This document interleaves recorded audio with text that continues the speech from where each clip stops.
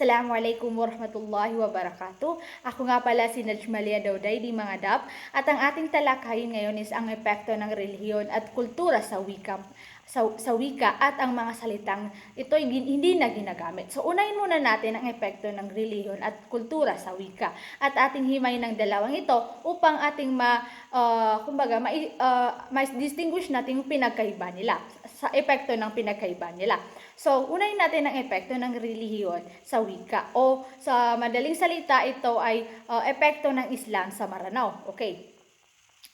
Ang una, alam natin na sa nakaraan ng mga diskusyon or sa mga signatura natin, sa mga activity natin na kung saan nanggaling ang wikang Maranao. At ito ay nalaman natin ang wikang Maranao ay galing sa or na-impluensyahan siya ng mga Malay people. At alam natin ang Malay people ay ang kanilang pangunahing relihiyon or talagang kanilang pinapractice na relihiyon ay ang Islam. At ang Islam, ang wikang Islam ay mula sa Arabic na wika. So, kaya naman, basically, ang Maranao is, kumbaga, yun din yung kinagisnan nila. Since yun yung naka-influence sa kanila. So, yun yung kinagisnan nilang relihiyon, kaya yung relihiyong Islam. So, kaya, ano nga ba ang epekto ng Islam sa Maranao? So, ang una ay ang Maranao ay mayroong hiram na salita mula sa Arabic. So, ano ang mga halimbawa nito? At tulad na lamang ng Muslim, di ba? Ang Muslim, walang salitang Muslim sa Maranao. Pero dahil walang katumbas ang salitang Muslim sa Maranao, kaya hiniram na lang nila nito. Kaya ang salitang Muslim, ang kahulugan ng salitang Muslim ay ang salitang, ibig sabihin dito ay ang mga taong naniniwala kay Allah at ang mga taong kanilang relihiyon na Islam. Yun yung mga Muslim. Pangalawang halimbawa ay ang Sunnah. Ang Sunnah naman, isa din yung masalita na walang katumbas sa Maranao. So, ang Sunnah ay ginagamit kapag may ginagawa kang practice o kilos na ginagawa ng Propeta Muhammad sallallahu alaihi wasallam. So, iyan yung Sunnah. So, pangatlo is yung bid'ah. Bid'ah naman kapag ang paniniwala mo ay ginagawa ng propeta na kung saan hindi naman ito totoo. Kumbaga, yung para pinapaniwalahan mo na ito talaga yung mga practice or yung mga ginagawa ng propeta Muhammad sallallahu alaihi wasallam, pero hindi naman yung totoo. So, yun yung bid'ah. Yung tatlong yun, halimbawa yun na mga hiram na salita ng Maranao. Kasi nga, wala silang katumbas na salita sa Maranao, kaya hiniram na lang siya ng Maranao. So, pangalawang epekto naman, yung mga turo ng Islam na nakaapekto sa wika, yung paraan ng pananalita at paraan ng paggamit ng salita. Kasi nga, isa yan sa mga turo ng Islam na, kumbaga, even though hindi naman siya gaano ka-recommended, parang highly recommended siya, hindi siya kumbaga obligation, highly recommended na kumbaga maging mindful or maging maingat sa ating mga pananalita sa paggamit ng mga salita kasi upang maiwasan makasakit ng ibang kapwa-tao natin. Kasi nga makaiwas sa makasakit sa damdamin ng kapwa-tao natin. So isa yan sa mga epekto ng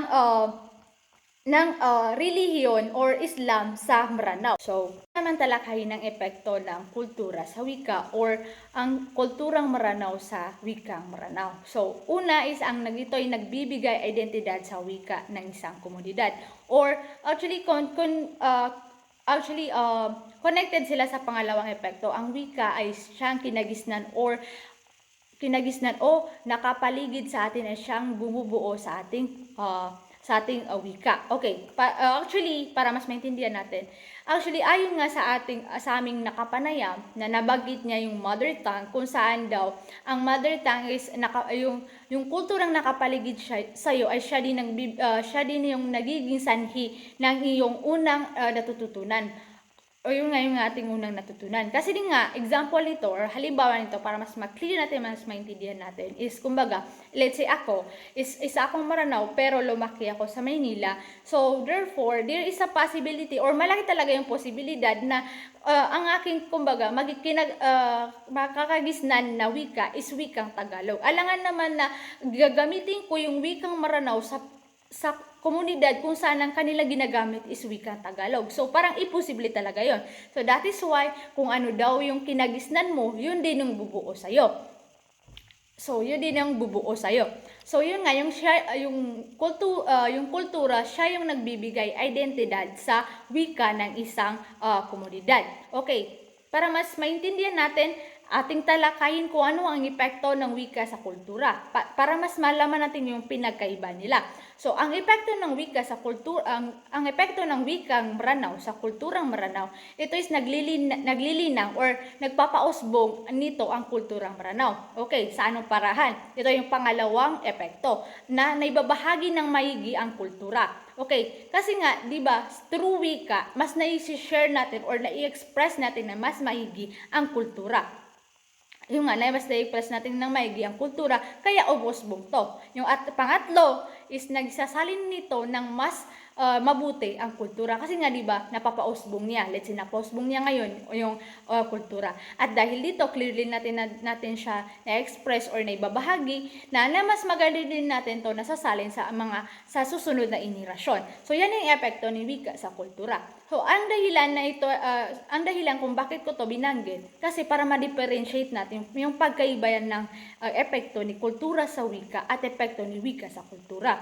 Kasi, di ba, si kultura, epekto ni kulturang Maranao sa wikang Maranao is kumbaga, yung kulturang Maranao is siya yung nagbumubuo sa wikang Maranao. Kasi 'di ba, yung kung anong kinagisnan natin, yun din kumbaga yung magiging wika natin, 'di ba? If ako, 'di ba, lumaki ako dito sa Marawi, so basically ang gagamitin ko is yung wikang Maranao. Yun yung bubuo sa aking wika. Dahil yun yung wika or yun din yung kumbaga aking kinagisnan na kultura, kaya yun din yung bubuo sa aking wika. Ganon din yun yung kultura sa epekto ng kultura sa wika, at sa wika naman is siya naman yung kumbaga nagpapausbong or naglilinang sa kulturang sa isang kultura. Yun yung epekto ni wika sa kultura.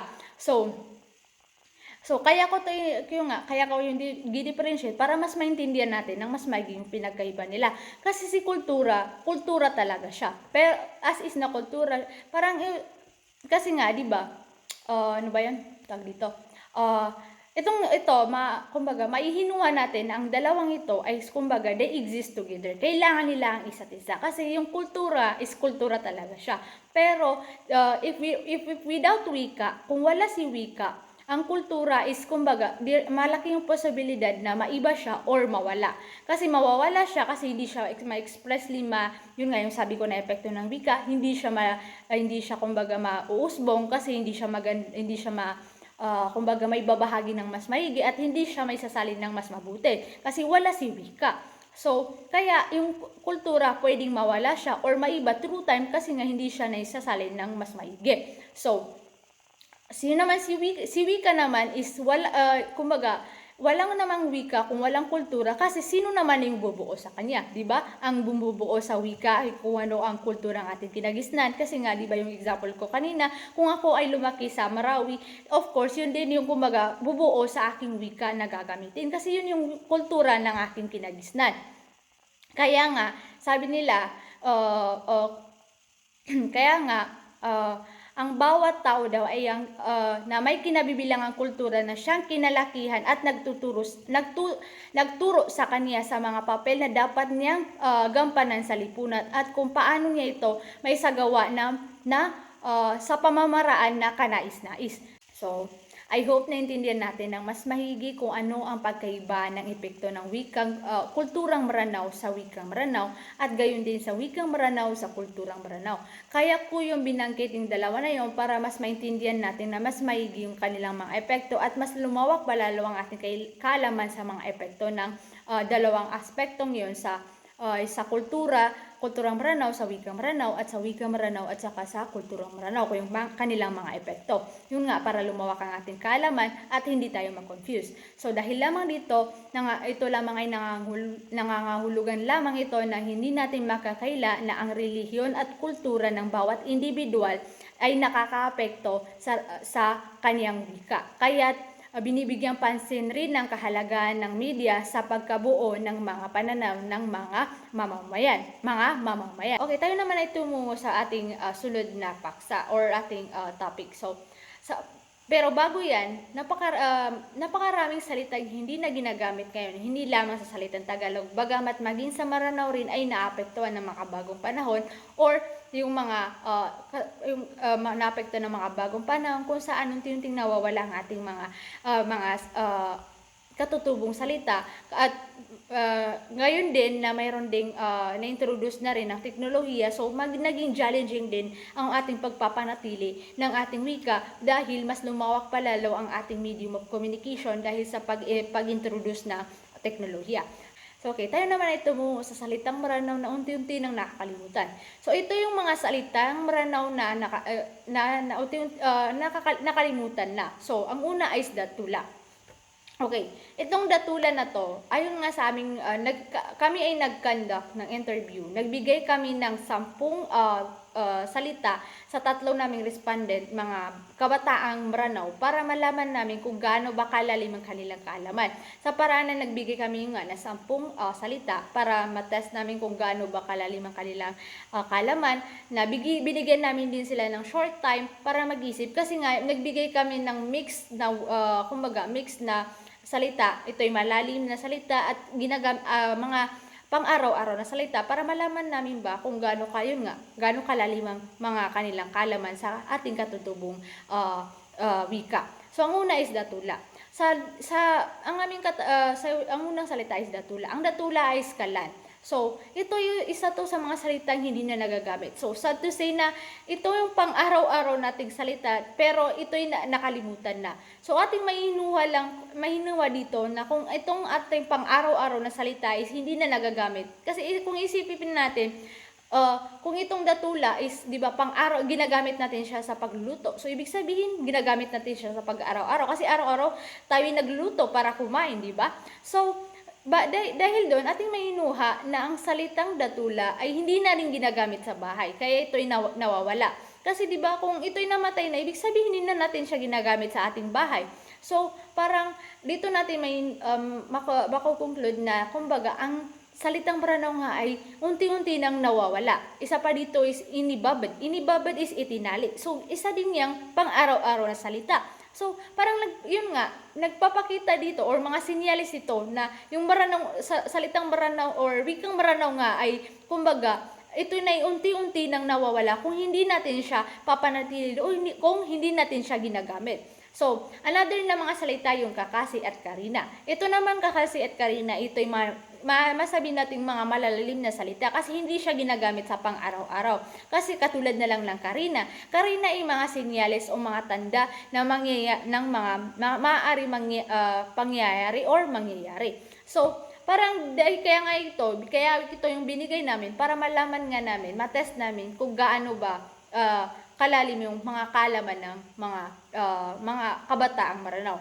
So, dahil dito, aming nainuha ng salitang Maranao nga is unti-unti nang nawawala. Dahil sa mga simpleng word na to na binigay namin na mga pang-araw-araw na salita at maging sa mga malalalim na salita, kung yung mga pang-araw-araw nga na salita ay nakakalimutan, how much more pa nga yung mga salitang malalalim. So, dahil dito, aming nainuha na yung mga salitang Maranao nga or wikang Maranao nga ay unti-unti na kasama sa mga unti-unti nang nawawala or nakakalimutan na salita.